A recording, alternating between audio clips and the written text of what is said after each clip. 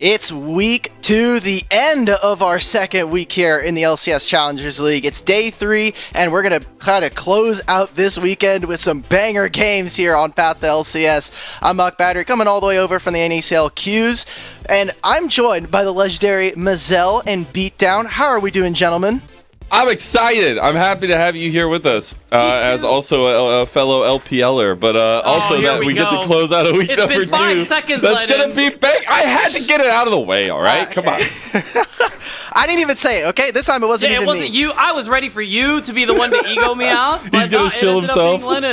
Well, since we do have this time to chill, I was going to say, did do some LPL this morning, did some qualifiers yesterday as well. So I feel like I'm fully tapped in. Welcome to the schedule. You're welcome. Yeah. It's not been very fun. I'm going to be real, having 3-hour naps every couple of hours, not a great time. Going to be 100% honest with my body. Yeah, we've got some community tweets to take a look at for everybody who's been joining in, both players and community members.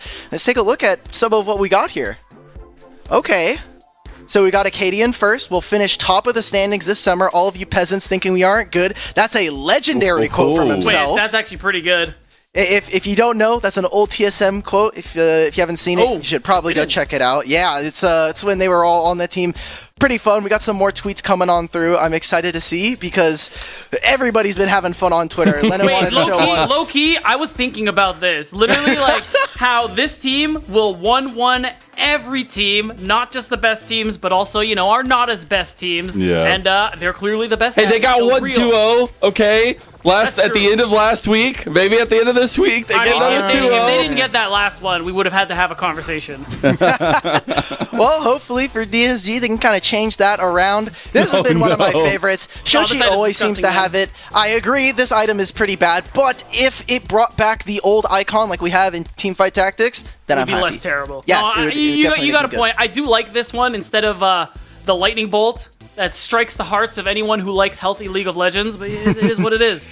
Hey, the Shochi show's got that proper Ohio Riz, don't you know, with the static shiv. Again, the item is something, but I love Shochi. Pull it out on Twitter. He's always so vocal on Twitter, especially it feels like this split. So I love to see that personality come out from players is always what I want. I thought I was replacing Cubby today. We didn't have to bring out more Ohio Riz on the broadcast. We've got some more. Yeah, come on, man. Does Ohio need Riz? Do we? No, really probably not. Probably has done, so who knows? Yeah, they might have to outsource some of that. We've got hopefully some more of these tweets. I mean, these are all coming a little bit fresh. You give TLC an inch, and they'll take an entire rift. Oh, okay. I thought that was a different word. All right, cool. TL have been smashing. We've been talking about it. Every time TLC comes up, it feels like it's each of our team's turn to take a loss. Yeah, literally. It's like, hey, it's your turn to get destroyed by TLC. Yes, honey, because they're just the best team in the league right now, bar none. It is ridiculous that they've just been putting everyone through the blender. So Tree and Things, based.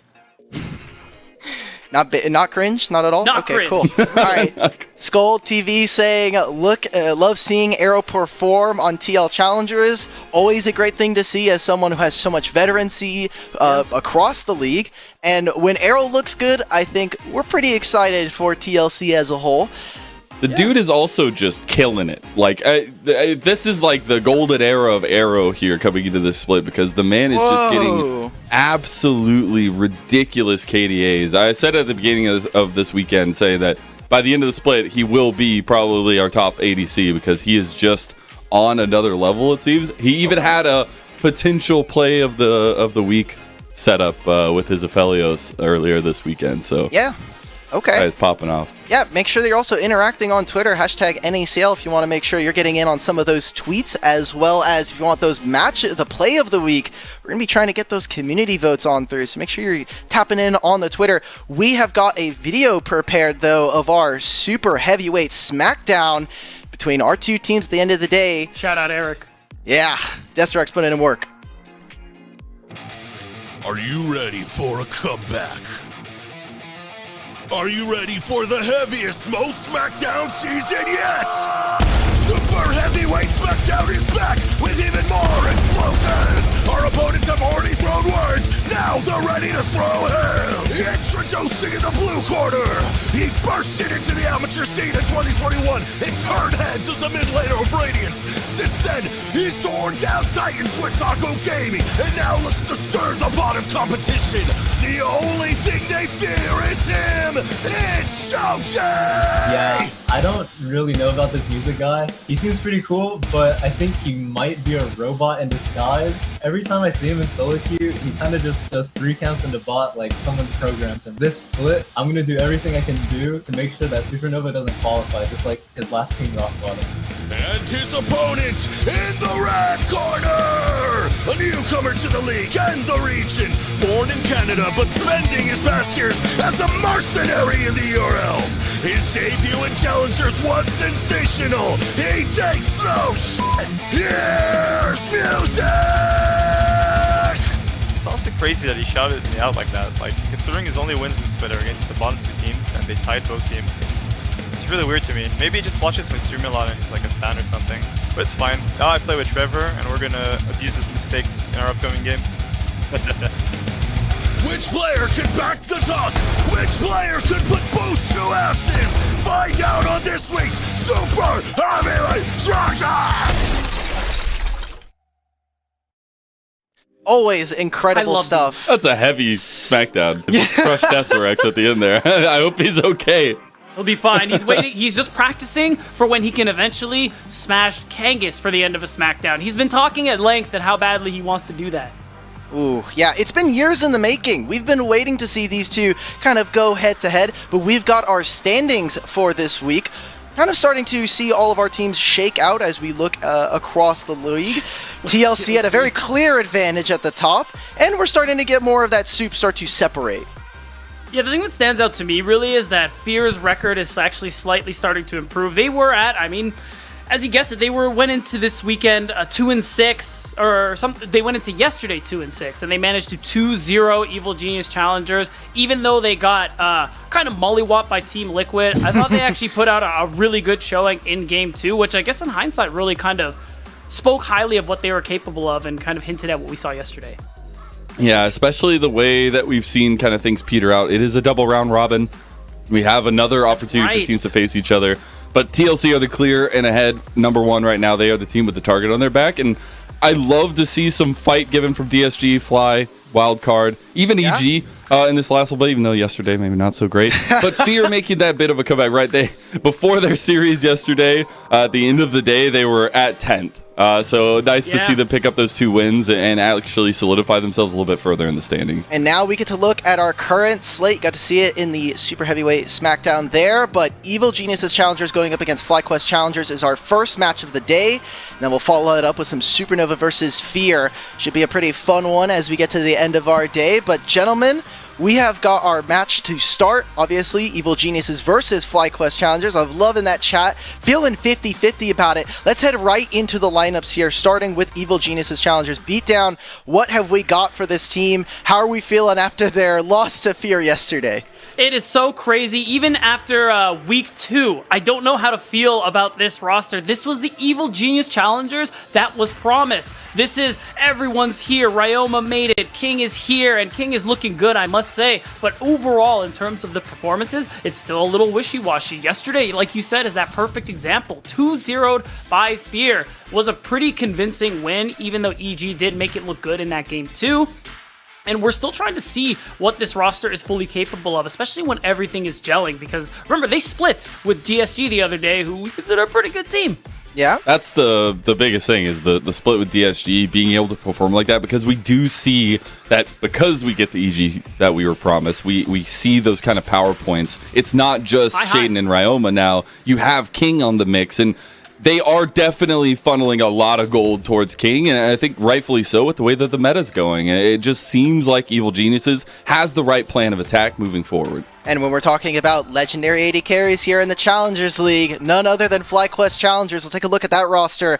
I mean, Masu is always talk of the town when we have seen him for the past couple splits, but hopefully now, is there anything else we got for the FlyQuest Challengers? How are we feeling about them, who have had a similar level of performance, I think, to Evil Geniuses? I love the Wi-Fi wizard. He's been popping off and getting all the praise on Twitter. It's incredible.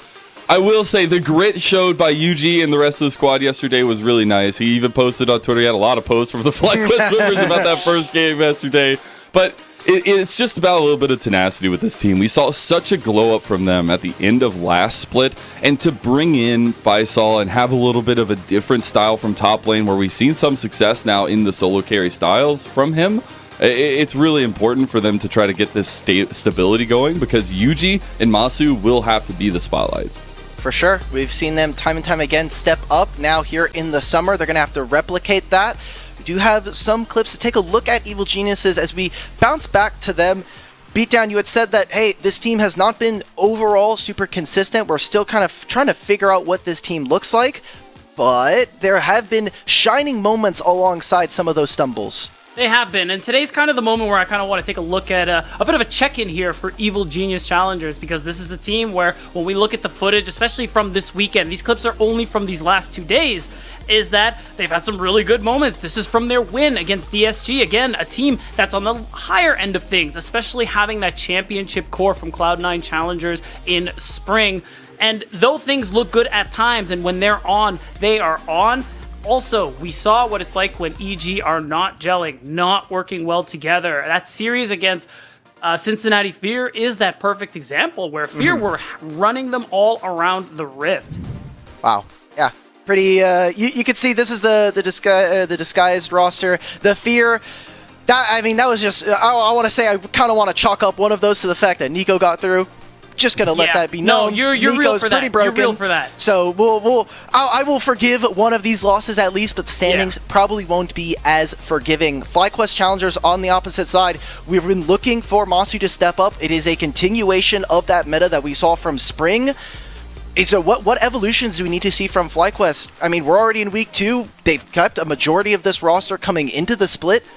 What do they have to do to kind of evolve and get to that top of the table? Don't get draft capped. Okay, you read my mind, actually. We didn't even talk about that, I swear. But it's true. It is true. I think that you have to look at a lot of the strengths we've been leaning towards. Obviously, the focus is on Yuji and Masu, but also the way they can get these solo lanes in a stable place. Because if you have priority, you get to play through jungle. It just works like that in the solo lanes. So it's crazy. And I get to see a little bit of that dysfunction when we look back at FlyQuest's journey over this weekend. Starting off against AoE, you get a lot of the mechanical team fight, you get a lot of the forward progression that you would expect from FlyQuest Challengers, and these are the moments that it's looking good, right? You got Masu popping off, things are looking great, and then we go to that first game against Taco, and it did not look good. And yes, you're talking about a couple things being let through on the other side of things for EG, but here as well, the Nico making it through, and Taco taking full advantage of early mistakes from FlyQuest. And in game number 2, you saw the comeback. You saw that tenacity I was talking about. You got a pentakill for Masu, which we'll see right now. But it is important to highlight that FlyQuest still have some workings to get around.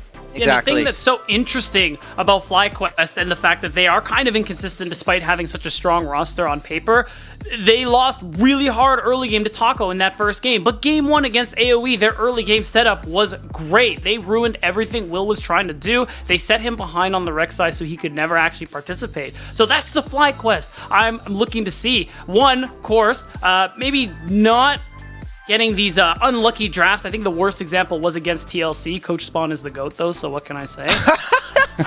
FlyQuest do need that better understanding, especially on Yuji's end, of what they need to be doing in the early game, and don't take risks that you're not going to win on. We didn't show it here today, but that level 3 kill in game 1 ended the game against Taco Gaming, and that was hard to watch. Yeah, but guess what? If you would have gotten it, the whole chat is spamming Pog, okay? We're using some of our custom emotes that we got because of this. Yeah, we're making 2080 plays so chat can like us. Yeah, yes, good choices. Exactly. Yes, that's exactly what it is. You got to play to the masses here. We got to look at that jungle matchup. You said Yuji was going to have to at least shape up against Shaden. We've been talking about Shaden split after split. His entrance here into the Challengers League has been amazing, but we need to see him kind of play at that form that we expected from him, that everybody's been hyping up. He looked great when he was on Cloud9. The switch, the trade rather, between EG and Cloud9. Cloud9 getting Tomio, of course, and they ended up winning the split. Ended up benefiting both teams. Evil Genius is really happy with the player that Shaden is and who they think he can be. So he's someone that they're still really excited about. Okay. And when you look at this graphic, you might be asking, why are we bringing up their highest KDAs? It is just because these guys are the carry factors a lot of the time for their rosters. Shaden, for a majority of spring, was literally the way that Evil Geniuses won their games. Yeah. If you look at these KDAs, a lot of these were just from spring. So you get a lot of this this really heavy mechanical performance from both these guys. And Yuji, edging out Shaden in the KDA totality over their career. It is interesting to see, and I can't wait for the clash today. Yeah. Should be a lot of fun. We got some pretty good matches up today, but we're going to get to draft pretty soon. Gentlemen, how are we feeling about this? Should EG be able to bounce back after yesterday, or is FlyQuest looking to continue some of that role going into week 3? This could be a preview to some of our potential later season antics here between these two teams. I feel like both these two teams are extremely expected to be some of our better teams in NACL, especially now that we have the EGC that was promised and FlyQuest bouncing off of the last split of success towards the end. So I expect this to be a bloody slugfest, and I'm sure it'll be a matchup that we're looking forward to every time we get it. Evil Geniuses are looking to continue use that roster that we were promised at the beginning of the year, while FlyQuest Challengers keeping a majority of that roster. They want to make that run. They want to make it further. Gentlemen, take it away. We got game 1. All right, we'll go ahead and bring it on into draft for game number 1 here as Evil Geniuses Challengers here will be on the blue side for game number 1. We got FlyQuest Challengers on this red side, and we've already put the spotlights out. The stage is set. I hope everybody's got their popcorn. It is literally jungle matchups, ADC matchups later on. It's like first 20 minutes jungle, last 20 minutes ADC. Let's see what happens between these two, but I expect a lot of meta bans to come off the tables. We actually get a Lucian first off against Masu, but the Nikos, the Melios, the Yumis, things like that expected to be banned too. LeBlanc is immediately first rotation bannable towards now. Ryoma. Actually so insane, like how good she suddenly is because of Static Shiv. FlyQuest recognizes this immediately, and they're like, yeah, no thank you, get it out of here. And at this point, because of how many strong, like incredibly strong S-tier picks there are on the patch, someone's getting through, which makes things a little more exciting. So far, I haven't seen a Yumi Milio ban, and with the... Are we going to get the handshake? I don't think so. I think EG just shouldn't ban one of them, ban something else, get it out of the picture, and then that means FlyQuest have to basically either pick one that they're not going to get, or they have to agree to the handshake themselves. Yeah, I honestly... I've been really happy about handshakes for game 1s, just to see what happens. Who can execute the broken comp better? Is what we end up getting a lot of the time. But it is the Blitzcrank focus after that Nico for EGC. So trying to focus a little bit of an upending matchup in the bottom lane for Winsome. Yeah, I'm thinking maybe they want to go for the Yumi just because of that one. But overall, that means we are getting the handshake. Surely FlyQuest aren't going to ban. Yeah, there you go. The Zeri. That makes the most sense. Get it out of here. And at this point, we'll see which ones EG want to prioritize, but as for the rest of the map, I mean, a lot of meta stuff is still up and available. The Aphelios is good, the Jinx is still here. Masu, Ezreal, he popped off on it really hard yesterday, got the pentakill. True. I like the Melio pickup just to kind of give some options forward for EGC, especially the way that you can pair Melio up with a couple different combos depending on what FlyQuest want to go for. So the 1-2 pick here I think is important for Fly. They do want to keep a little bit of flexibility. They get the Gragas, which has a lot of flexibility, and the Aphelios grab. It has mostly been going top side, but I'm really a big fan of Gragas mid too. And the Aphelios is good. It's also a takeaway since it actually pairs pretty well with the Milio. And at this point, EG are just going to have to go a different route. Another hyper carry here. This is what I want. If that gets locked in, we already have that big late game win con. A lot of games end up going the way of you get Jinx a kill, and it's like, oh, well, game's over. No, thanks for playing. Also, it's a serious answer we've seen into Aphelios is in LPL, right? And I think that is super interesting because... yes, you can late game hyperscale all you want, 200 years, blah, blah, blah for Aphelios. But on the other side for Jinx, you get excited, you get a little bit of an advantage in a team fight, you will roll away and wash away the Aphelios. So I'm really excited for this. It does require a lot of that mechanical execution. I like the pairing with the Melio too, because a little bit more of that sustainability. That lock-in though for EGC at the end of first phase will actually be the Ahri, so taking priority for Ryoma a little bit. Yeah, I think it's worthwhile, even though you're blinding mid. Ahri is strong right now, and because LeBlanc is out of the picture, she's also a static Shiv builder. So unless Spyrax is going to bring out the Find a way. immediately Ryoma is going to be able to, like, no one can match him in the side lane. That wave What about clear is TF? ridiculous. Oh, I what said about TF? TF was an option, but I Get haven't seen TF in here. Spyrax play it yet. If No. he brings it out, good for him. I'm a big fan of Twisted Fate at the moment. So we'll see whether or not they actually want to let that through.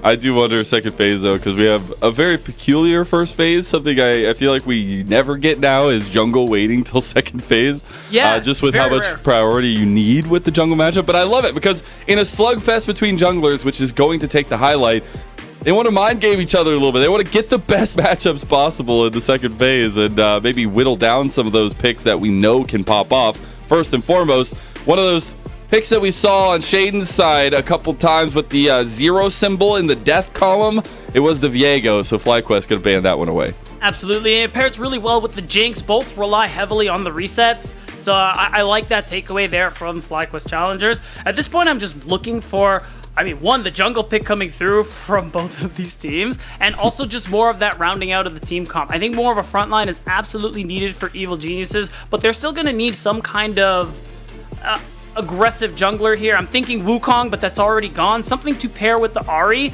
who is really good at skirmishing in that early to mid game, especially once you get to level 6.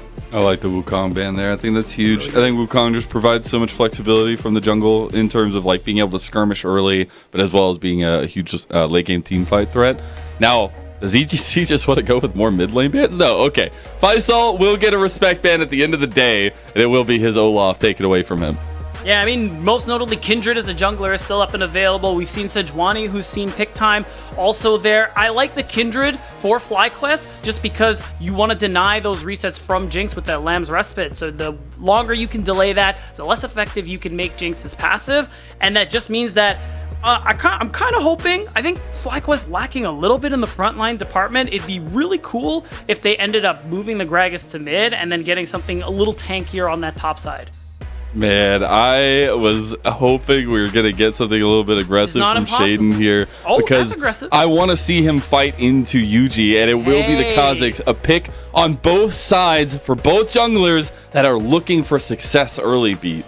Yeah, I take it back. At this point, Gragas mid, no longer a fan.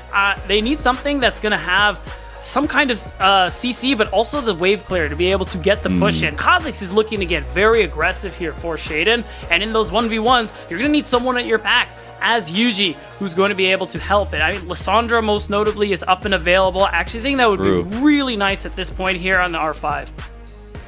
Yeah, nice little lockdown tool. Also, something we have seen from Spyrax in his long history. That's right. We also do want to continue to see a shape up here. This is a pick that had made it through all the way, which is not a typical sight, I feel like, with this meta right now. Still broken. But I would want to see how they... Oh, well, guess my point's gonna go out the window because we have a Cassante Gragas flex between mid and top, and it looks like we're gonna get that swap a route. Yeah, this is fine too. This is kind of what I was alluding to earlier, where at the end of the day, this adds that bit of frontline factor here where you have those bigger HP bars to make space for Yuji and Masu, who are on these late game carry champions. But also Faisal, a champion in which he won many a game for Cincinnati Fear on his own back in spring when he was on that team. One of many reasons why we were excited for him to come to FlyQuest Challengers in the first place. He's going to have that opportunity to isolate King, kidnap him. That's basically what Cassante does. Says, hey, buddy, you're coming with me. This is the 1v1 that you didn't ask for, but we're doing this. And they always win. You didn't ask for it, but you're getting delivered right to your door. That's right. But speaking of being delivered right to your door, we got game number 1 coming up between EGC and FlyC. And I think when we talked a lot about what we're looking for coming into this one, our drafts have set us up beautifully. Early game, it's all about our would-be bare-knuckle boxers, Yuji and Shaden in the jungle for their respective teams. And once we get to that sweet, sweet late game, 2, 3, 4 item spikes, it's all about the Wi-Fi wizard Amasu and the ADC that was promised for so long on EGC's side in King. Yeah, this bot lane matchup is super exciting. And a quick aside, of course, you want to subscribe now. Remember, half the revenue goes towards the teams here in Challengers League. So by subscribing, you're putting money directly into the teams and players' pockets. And as it says in the bottom left corner, you get 100+ Riz immediately. Holy cow. on subbing. What? You're welcome. That's insane. That's a deal. Yeah. You better sub a couple times. You need a couple exactly. hundred Riz to really be functional. I mean, we're talking about gamers here, so they could use it. Love to see it. Also, just shout out to Mufi for creating the emotes too. The but goat, yeah, actually, make sure that you all sub here, support our players. We wouldn't be able to do it without your support and without our players. So thanks for a little bit. But now we got to get back into this one because we will get opposite sides, or same side starts rather, pathing down towards the bottom side for both junglers and putting a little bit of preference to where we were talking about earlier. That's right, a bit of matching clears coming through here as the term ends up being. And I'm really interested in the fact that only some defensive vision has really been set up here by EG, but nothing really aggressive. Usually in this meta, we see a lot of invades. We see a lot of do a couple camps, jump into someone else's jungle, and look for a skirmish here, especially when you have things like the Kindred and Kha'Zix. But it's looking like they just want to do some mirrored clears. We could see Shaden actually go for the invade after clearing his top side, because as far as Milio into Yuumi goes, the lane with Milio usually does end up getting the push in those first few levels. You see a pretty heavy trade pattern going for Ryoma in the mid lane here over Spyrax. And TBH, you need a little bit of spotlight, or I guess some binoculars, to see this mid lane's priority working out for the junglers here. And I think that'll be something we need to keep an eye on, especially once we start getting to level 6s and things like that from both mid laners, is how they cohese in this mid jungle duo between the two. Ryan, we talked about the denial of Viego for the resets. One thing is still true for Evil Geniuses. Resets are a big part of their comp here. Ryoma will be thriving off them. King will be doing the same. So it's going to be really important for Yuji when we get to the later point in these team fights that those Lamb's respites are going to be huge for denying that first kill, that first takedown there for the Jinx. And you also took away the Gragas, so no cast to make your life misery in that Landris fight. Yeah. Feels good, man. Feels good, man.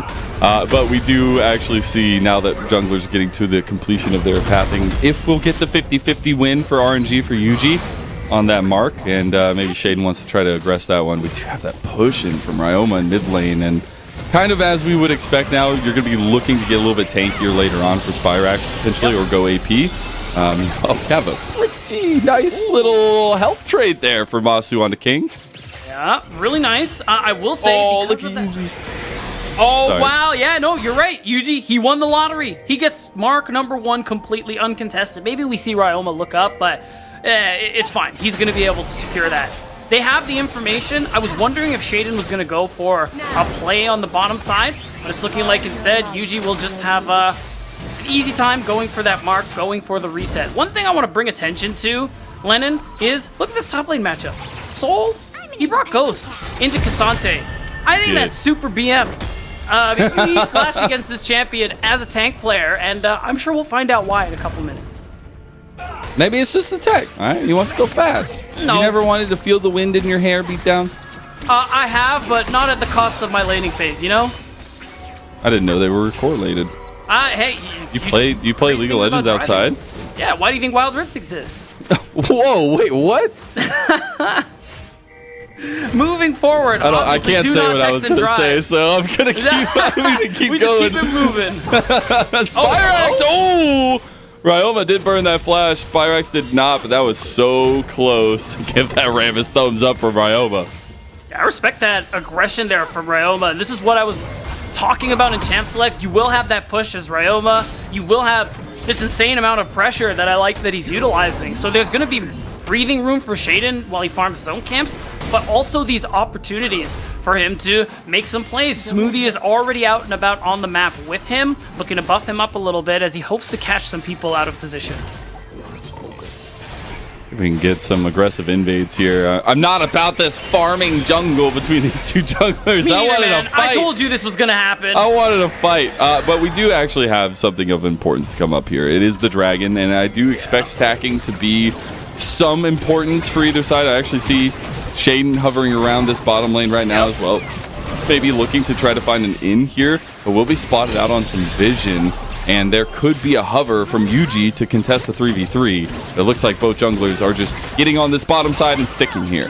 Yeah, it is important for Masu and Winsome to be careful, have vision, just because of the fact that you know your mid is getting pushed in. You know there's going to be a lot more opportunities for Shaden to start Dragon, invade, and things like that. But now, we may have a fight for this first Dragon, actually. The trades have been going Masu and Winsome's favor, forcing Shaden to have to back off. They don't even want the Dragon, Lennon. They just said, hey, make sure you can't do the Dragon. All right, I'm going back to base. At least we get both jugglers seeing each other. They said hi. That's At least we have acquaintances made here on the Rift. But we do get another mark going to the top side right where Yuji's going, man. RNG is just in favor of FlyQuest right now. It just doesn't get any better right now. Yuji's going to have 2 marks at around just before 7 minutes. He has a topside matchup that's going well, and that's what I'm going to have my eyes on when we get to the Rift Herald. Because so far, like Yuji's attempt to stall the Dragon pickup for Evil Geniuses, and just to make sure that they will be in the area for the Rift Herald coming in a few minutes. But wow, we got a... They really didn't want to give that mark over to him, but they do anyways, and now they might die too! A flash from Yuji! He's going for the first blood for FlyQuest! How about that, Lennon? 2 marks for the price of 1. Yuji gonna happily collect that one up. So just like that, he's at 3 marks. He's gonna take some of Shaden's topside camps, and FlyQuest, they just blow the game right open. Evil Geniuses were not ready for that aggression. Man, this guy Yuji, he has been such a welcome addition to the developmental side of FlyQuest as a whole, and the decisiveness from him here on top of the overextend just means to a beautiful first blood and first couple bloods for FlyQuest. And this is what I talk about a lot when I see people. It's usually about dragon fights, but it's this whole notion of front row seats. It's like, hey, are you gonna actually do something about what we're gonna collect? No? Okay, go do something else. But instead, they get caught out, they get blown up, and now we got a nice lead on your marksman carry jungle for Yuji. And of course, as we highlighted, Herald was already good for them. Now it's just perfect. Easy setup, no contention. And right, this guy Yuji, it's been kind of an interesting story. He's from Mongolia. You don't hear a lot of League of Legends players from Mongolia. He also has hit challengers in every single major region. And a lot of those were not on right ping, which is just insane to me. And that just shows some of the level of hard work, but as well as just mechanical skill this guy has. Yeah, there's even a story about how one offseason in the summer, while he was in Mongolia, he was not able to play. So he just spent time watching VODs, watching other players play, learning as many jungle matchups as he can, which just continues speaking to that hard work dedication that you're alluding to, Lennon. He's a player who has clearly put in the work on several different levels, and it's why we've seen his name, mostly on FlyQuest, in the developmental scene for so long. I also love that you can technically call him a collegiate player because he was on Bethany Lutheran for a couple months before he got picked up by FlyQuest. Yeah, they're like, whoa, you're really good. Collegiate? Get over here, man. You do not belong in college, sir. Yeah, and since then it's been an upward trajectory for UG, and in this game it's starting off really well, getting a lot of those marks earlier on, but still on the other side there is always the looming threat of Shaden, the pillar it feels like that Evil Geniuses has been building around and truly representing. Right, remember a player who they traded Tomio for with Cloud9, both teams very happy ultimately with that decision. Shaden is a player we have seen some incredible highs from. He still has the opportunity to show us the highs in this game as well. Kha'Zix, that kind of champion where if you can put out a lot of damage when you get to that 1 to 2 item points. Enough plays in this early game for EG will allow them to get back into the game here, get back into the swing of things. And you look at King, that late game assurance of the Jinx like we talked about, Lennon. There's the combo. The cast brings him back, and Ryoma has to flash as well as the Spirit Rush. It's a nice attempted gank on a mid lane from Yuji. Yuji is just going to go ahead and walk away. There would have been the opportunity to drop Herald, but they've effectively gotten Ryoma out of this lane. He has to recall, so there's still going to be that opening to get some of that extra plate gold. But instead, Yuji prefers to use that empowered recall, spend his gold, get the Trinity Force, which is a big item spike for him. Which means these next couple skirmishes, they're going to look real nice from FlyQuest. That's what you're hoping for, at least. Still got another 3 minutes till you're continuously stacking those dragons, rather. And trying to get that ahead for you, especially if you haven't found anything on the Kazakhs just yet. You definitely want to give some late game insurance policies while you watch Yuji mix up the Mark game a little bit more. You did get first item spikes for both junglers, though. You got the Trinity Force for Yuji.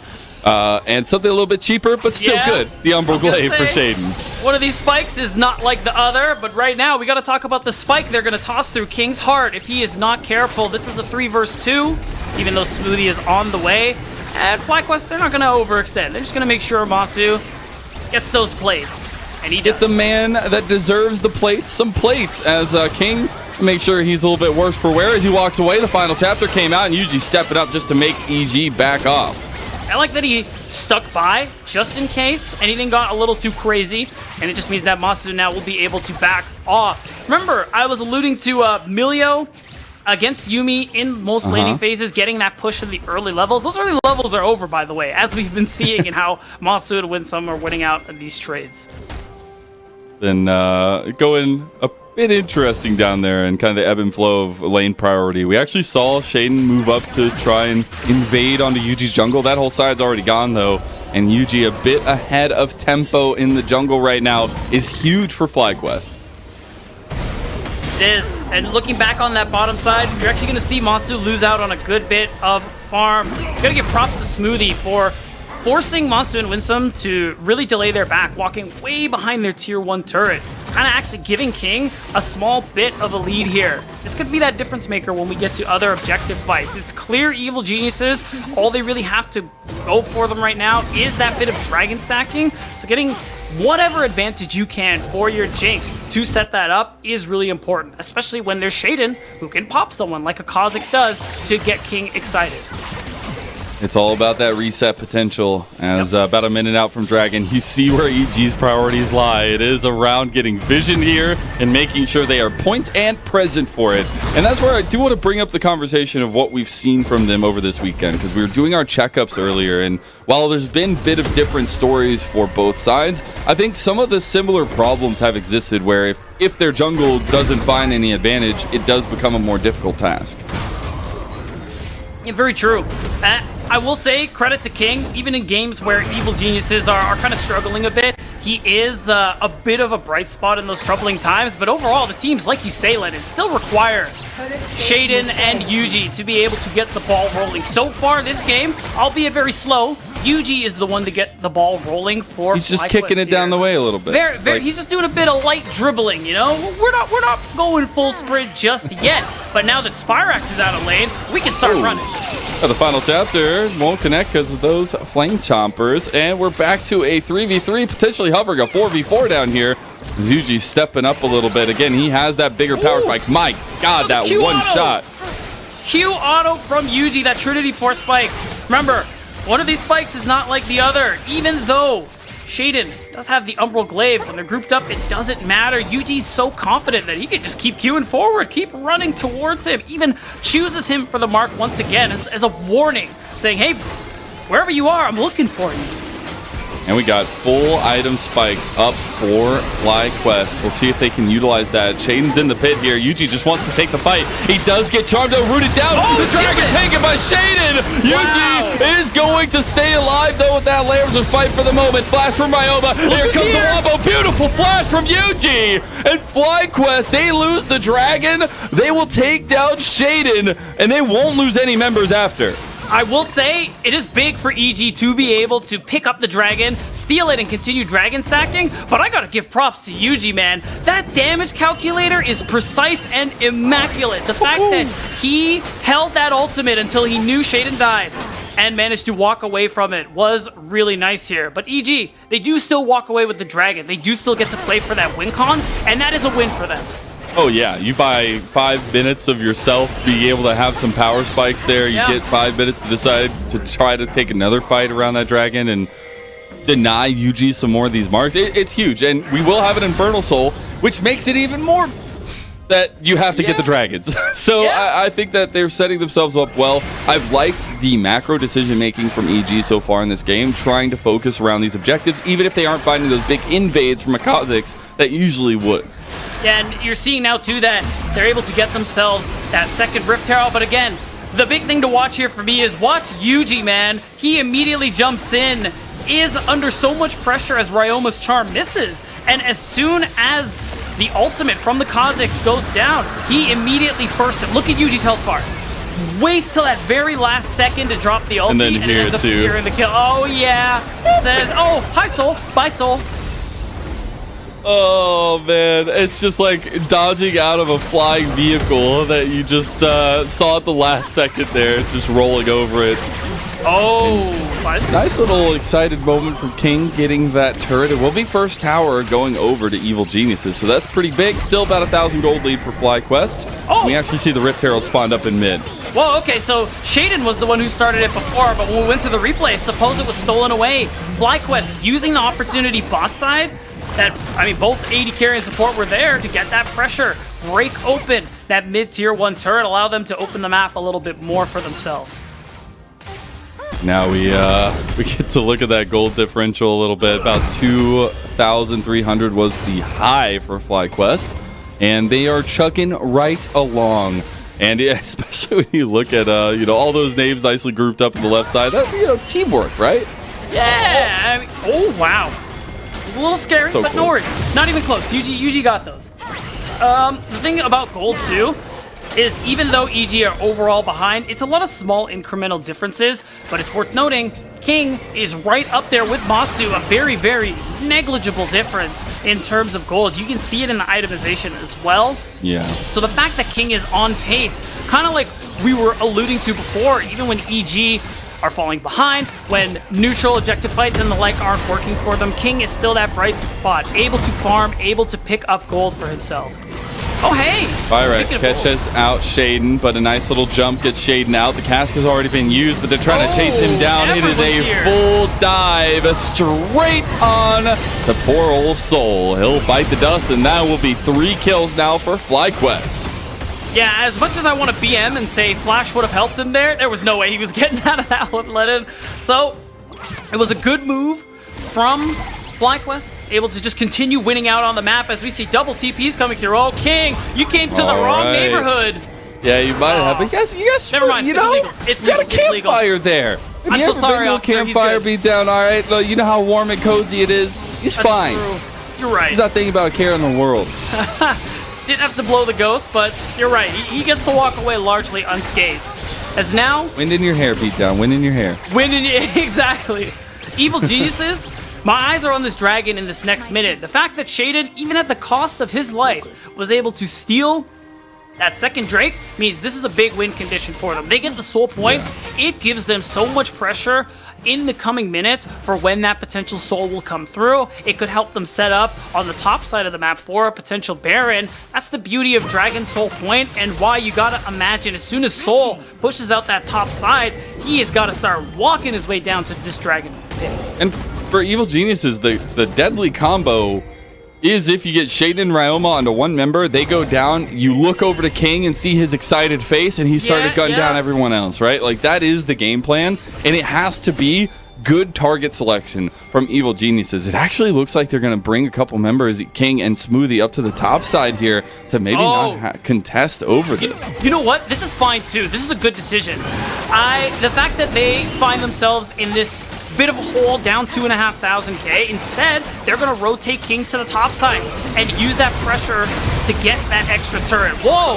Oh, but you can't get caught in mid, and Ryoma goes down to Masu, and the mid lane siege will continue. Okay, well, I mean, that was going to be an even trade in my books, but now it slightly favors FlyQuest and King. Okay, good. You better start channeling that recall. This is something Evil Geniuses do quite a bit. Oh, hold on. FlyQuest, they know King's backing. They're just going to start that Baron. On spawn, we fight. They go straight to the Baron. And it's Evil Geniuses who are now trying to scramble, trying to find a way to answer this. About half health now. FlyQuest looking to turn the fight, though. Masu is lining him up and knocking him down here as it's a front to back. That FlyQuest take all day long. The all-out comes out and Shaden goes down. Back to the Baron, FlyQuest goes.